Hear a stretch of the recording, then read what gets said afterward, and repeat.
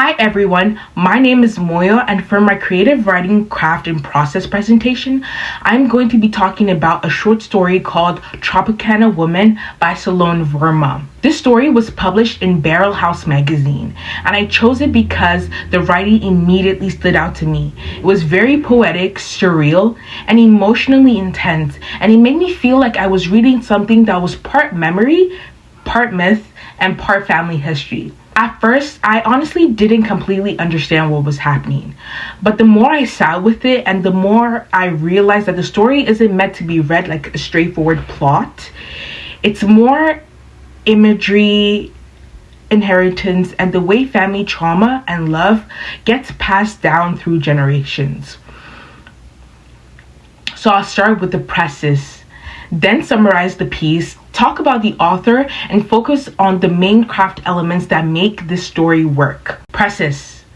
Tropicana Woman by Salone is a lyrical and haunting short story written in an intimate and surreal tone. Through layered family voices and vivid sensory imagery, the story explores themes of generational trauma, cultural inheritance, and the complicated ways women carry family history in their bodies. The piece is driven by recurring motifs of oranges, juice, and blood, which all blend together to become symbols for emotion, lineage, and memory. One of the lines that captures the heart of the story is, "Look how I cut myself to birth you. It would have been easier to pluck you." This quote shows how the story blends tenderness with pain and how motherhood is portrayed as both love and sacrifice. About the author. Salone Verma is a contemporary writer whose work often explores themes of identity, diaspora, womanhood, and family relationships. Her writing style is very lyrical, almost like poetry, even though it's fiction. She uses surreal or exaggerated imagery to express emotional truths instead of explaining everything directly. Tropicana Woman was published in Barrel House, which is a literary magazine known for publishing creative and experimental work. Summary of the story. In terms of what the story is about, it focuses on the Prasad family, who are described as storytellers and cooks. The narrator reflects on growing up surrounded by powerful women in her family. Her mom, Muma, her maternal grandmother Nani, and her paternal her mom Moma, her paternal grandmother Nani, and her paternal aunt Bua. And the story doesn't follow a traditional beginning, middle, or end structure. Instead, it moves through fragments, memories, and symbolic moments. The narrator is repeatedly connected to oranges, juice, and something almost mythic, like she's both a person and an object that can be consumed, preserved, or passed down. The family members tell stories differently, and there's this sense that the truth is slippery, like family history is something that changes depending on who's speaking. Overall, the story explores inheritance, not just cultural inheritance, but emotional inheritance as well. Key literary elements, symbolism of oranges and juice. One of the most important techniques in this story is symbolism, especially through the repeated image of oranges. One of the most important techniques this story is symbolism, especially through the repeated image of oranges. The narrator is compared to be an orange, something that can be plucked, peeled, or squeezed. Juice becomes tied to tears, emotion, and memory.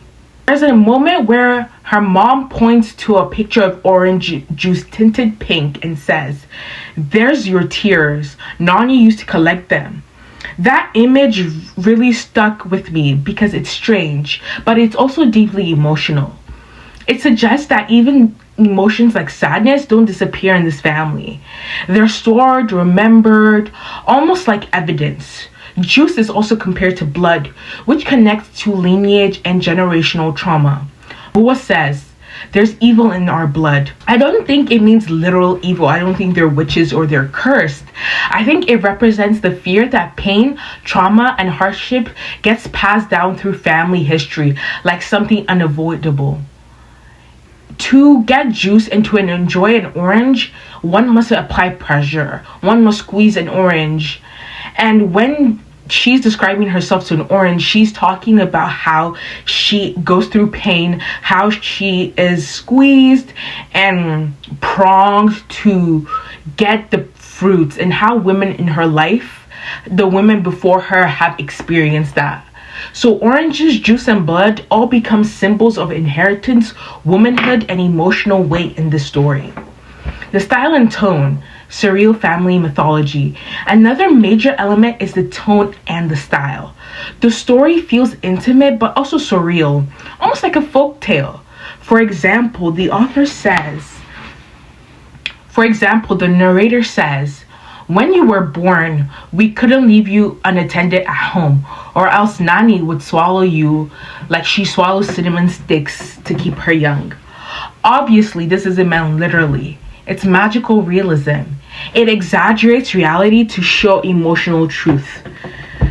To me, it suggests how family can feel overwhelming, how elders can seem powerful and consuming, and how tradition can be something that holds you tightly. The women in the story feel larger than life, almost mythical, because of how family stories often feel when you grow up hearing them.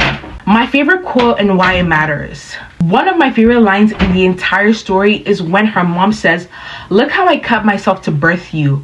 It would have been easier to pluck you."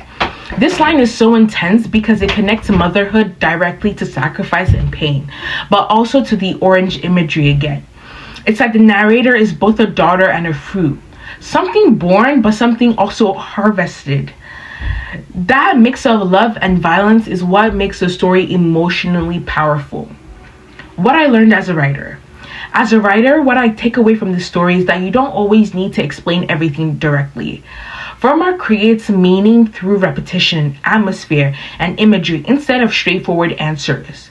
This story taught me motifs can build deeper meaning over time. Emotion can be shown through objects and sensory details. Family trauma is often indirect, symbolic, and hard to name. In my own writing, I want to experiment more with letting images carry emotion instead of always stating things clearly, to give the reader a chance to figure it out and have their own interpretations based on lived-in experiences that they have. Here are 2 discussion questions. Why do you think Verma chooses surreal imagery instead of realism? What does this allow her to express? What do oranges and juice symbolize to you in the story? Inheritance, womanhood, emotion, or something else? Write a short scene when object or food becomes the symbol for a family emotion, like love, grief, jealousy, or even fear. Let the object repeat throughout the piece the way oranges do in Tropicana Women. Thank you for your time. Thank you for watching. I hope you enjoyed this video, and I hope it gave you more of an insight to how women in diaspora and women of color experience their femininity and how certain expectations are put on them. Thank you for your time.